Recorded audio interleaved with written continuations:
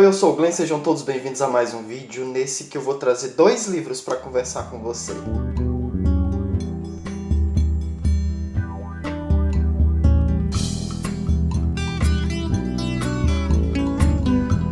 Então, galera, no desafio Todo Leitor, para o mês de junho, nós deveríamos ler autores do seu estado. E aí, como eu tenho uma pilha de livros de uma galera que eu conheci, né? Pessoas que volta e meia eu vou encontrando por aí que tem livro publicado. Na medida do possível eu vou trazendo esses livros aqui para o canal. Para o vídeo de hoje eu trago 2 livros, porque foram leituras rápidas, né? Um deles foi o Inteligência da Destruição, da Daisy Costa Pereira. E o outro foi Outros Tempos, do Leonardo Nóbrega. Começando por esse daqui, a Daisy, ela foi minha professora de biologia na escola, no ensino médio, no laboratório de biologia. Ela é dessas pessoas que pensam fora da caixinha, sabe? Quando você pensa na coletividade, quando você pensa na sustentabilidade do meio ambiente e na racionalidade ou irracionalidade do ser humano. Esse livro aqui é uma leitura rápida, ele tem 135 páginas, eu li assim em 2 dias. Ele é um livro que, na verdade, é uma série de metáfora, é uma metáfora dentro da metáfora, é um artifício meio simbólico que ela utiliza, eu não sei nem como chamar isso, mas é a história de uma mulher que vive num mundo caótico e ela passa por situações bem desagradáveis, como ser assaltada, sofrer violência e tal. E esse mundo caótico, né, faz com que ela adoeça. E uma vez que ela adoece, através da coleta de material, é diagnosticado que é como se tivesse micro-organismos no corpo dela. E aí você entende que a personagem, que se chama Gaia, trata-se, na verdade, do planeta Terra. Essa mulher é o planeta Terra. E esses micro-organismos que habitam o corpo dela é o que ela chama de memos. Né? Se você pegar memo, é um anagrama para homem.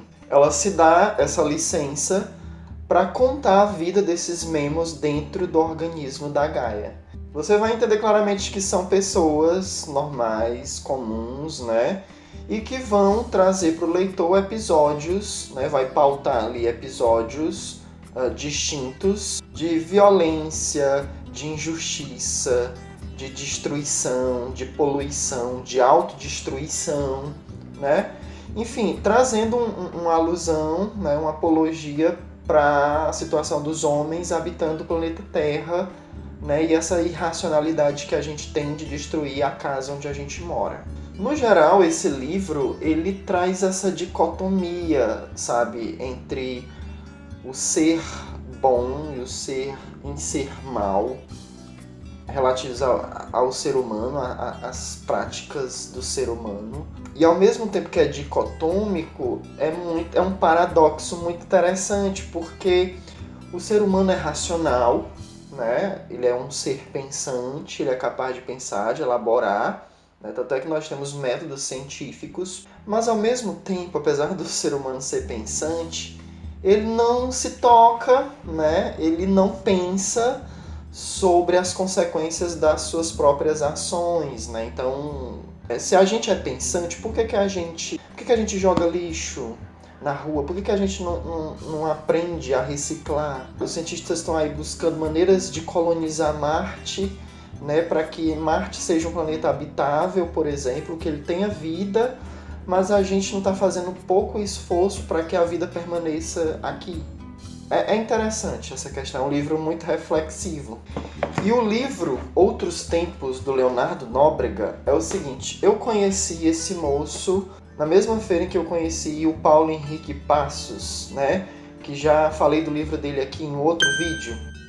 Se eu não estiver enganado, ele me falou que era o primeiro livro dele e que ele já tinha escrito um segundo, né? Que ele considerava até mais interessante. Só que ele não tinha nenhum lá, então ele me deu esse. É um livro que promete de início umas temáticas bem interessantes. Por exemplo, é um livro que trata de viagem no tempo. Eu percebo aqui, posso estar enganado, mas eu percebo uma forte influência de Dan Brown, por exemplo. É um livro que fala, por exemplo, de espionagem nazista no Brasil, sabe? É um negócio, né? É uma viagem. Mas enfim, ele vai contar a história de um jornalista de nome Ulisses, e aí ele já utiliza um artifício muito interessante, porque ele acorda, né, e vai tomar o café da manhã, e ele vai, o que é que eu faço aqui, né? Essa é a minha mãe, né? Que lugar é esse? Eu lembro desse lugar. Enfim, ele lembra exatamente da vida dele, só que ao mesmo tempo ele tem a impressão que ele não vive aquela vida. E aí ele traz logo no capítulo seguinte essa resposta quando ele já acorda nos anos 2000, né, num lugar onde tem computadores e tal, sendo que na primeira vida ele estava nos anos 40, né, em plena Segunda Guerra Mundial. E o bacana é que a história é ambientada em Fortaleza.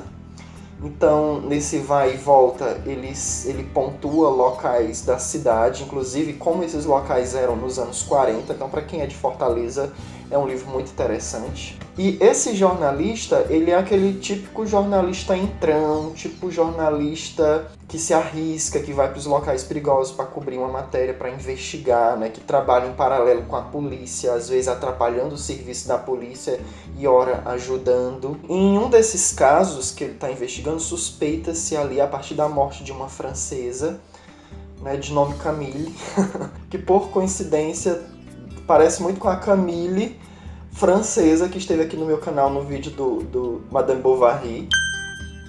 E esse cara, esse jornalista, nessa viagem que ele vai de um tempo para o outro, ele às vezes traz do futuro informações que conduzem de melhor forma essa investigação que acontece nos anos 40, acerca de uma certa base de espionagem dos alemães ali no Brasil, querendo se filtrar aqui, né, como uma estratégia militar para combater os Estados Unidos.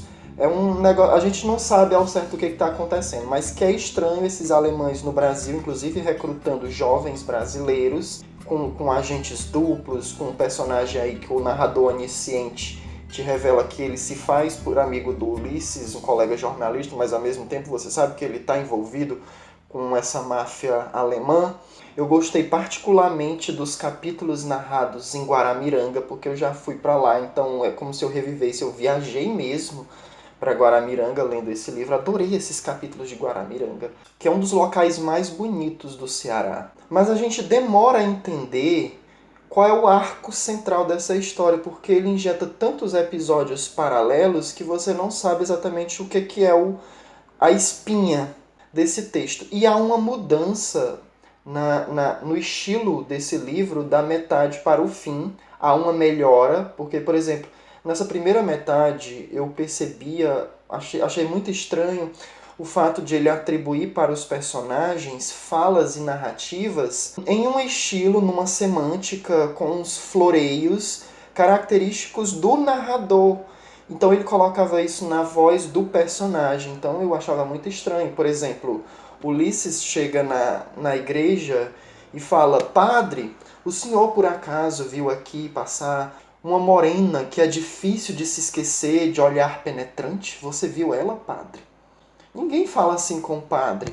Ou quando a mãe do personagem vai narrar, né, que a mulher colocou as mãos por dentro da camisa do moço e de repente sentiu um peito. Como é que ela sabe de todos esses detalhes, né? E são coisas do narrador. Esse probleminha acaba da metade para o fim do livro. Porque eu acho que à medida que você vai praticando, né, essas palavras que são pouco prováveis dentro de um determinado contexto, você vai sabendo lidar melhor com aquilo que você quer transmitir para o leitor, porque às vezes você precisa de todos esses floreios para fazer o leitor sentir aquilo que você sente quando esta cena está acontecendo. Mas tirando isso, o Leonardo, ele tem umas ideias muito boas, sabe? Você percebe, a gente sente muito o autor aqui, sabe? Os locais por onde ele passou, as situações que ele teve que pesquisar para poder... Você acompanha o processo. Ele ainda deixa um ponto de interrogaçãozinha no final para você, leitor, ficar se questionando, o que eu achei legal. A ideia é muito boa, mas ela ainda falta alguns quesitos para ser bem lapidada e eu poder dizer, nossa, esse livro é muito bom. Bem, é isso. Se você gostou desse vídeo, por favor, dê um like. Eu vou deixar aí do lado de outras sugestões de vídeos. Vai aparecer no cantinho o perfil das minhas redes sociais. Se você não é inscrito no canal, se inscreve aqui. Comentários são sempre bem-vindos e até o próximo vídeo.